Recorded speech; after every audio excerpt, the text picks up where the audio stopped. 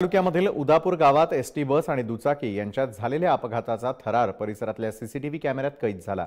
ST बसला या ठिकाणी असलेल्या गाडीने थेट दुचाकीची समोरून धडक बसली। त्यात वसंत शिंदे हा दुचाकी स्वार गंभीर जखमी झाला। असे अपघातात जखमी झालेल्या दुचाकी स्वार तरुणाचं नाव आहे। त्याच्यावरती आयफाटा इथल्या रुग्णालयात उपचार सुरू आहेत।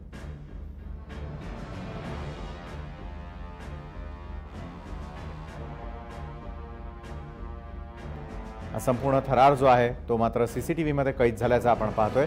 कशा प्रकारे समोरून येणाऱ्या एसटीला दुचाकी स्वारानं थेट जाऊन धडक दिलेली आहे। खेड या ठिकाणची ही दृश्य आपल्याला विचलित करू शकतात, मात्र दाखवण्याचं कारण एवढंच आहे की कशा प्रकारे आपलीच निष्काळजी आपल्या जीवावरती बेतू शकते।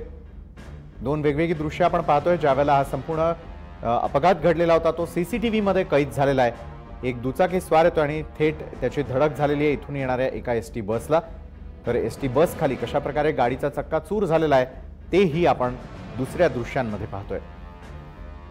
खेड या ठिकाणी एसटी बस आणि दुचाकीचा समोरासमोर धडक होऊन अपघात झालेला आहे। या अपघातामध्ये तरुण जो आहे तो मात्र गंभीर जखमी झाल्याचं कळत आहे, तर दुसरीकडे गाडीचा चक्का चूर झाल्याचंही आपण एका बाजूला पाहतोय। जुन्नरमधल्या उदापूर गावात हा संपूर्ण प्रकार घडलेला आहे। एसटी बस आणि दुचाकीची समोरासमोर धडक झाल्याचं आपण यावेळेला पाहतोय दृश्यांमध्ये।